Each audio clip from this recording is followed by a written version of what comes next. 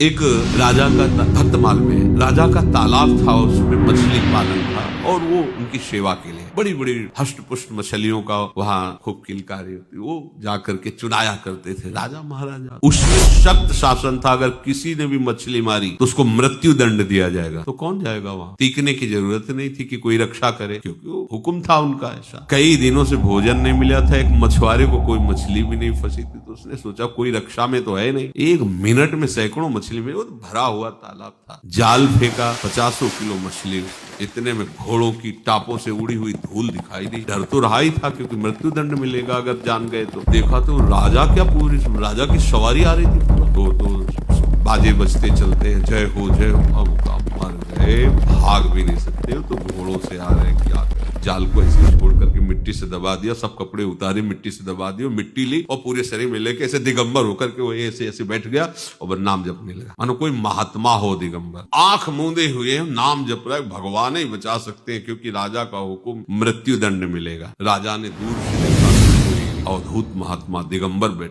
सबको रोक दिया। घोड़ों की टाप भी वहां आवाज नहीं पहुंचनी चाहिए, उनके भजन हमारा हो भाग्य। ऐसे महात्मा सरोवर के तट पर ध्यानस्थ है, कुछ हीरा जवाहरात मणि आदि ली, पादुका उतारी, धीरे धीरे जाकर के उनके सामने रखा, प्रणाम किया, चला पूरा एकाग्र है, नाम उच्चारण कर रहा है। कान में जब घोड़ों की टाप की आवाज से ऐसा महसूस हुआ कि सब चले गए। आंख खोल के देखा, हीरे जवाहरात ऐसे सामने रख, उसको लगा अरे जिसके लिए नकली बने तो राजा प्रणाम करके और सब रख गया, असली में क्या होता होगा? अगर असली में भगवान का भक्त बन जाए तो क्या होता होगा? नकली में तो ये हुआ, नाटक करने पर तो ये हुआ कि राजा मृत्यु दंड मिलना चाहिए, वहां राजा प्रणाम करके भेंट रख के गया है। अगर ये वेश असली हो जाए, उद्देश्य असली हो जाए, उसी दिन घर ले गया भगवान का नाम।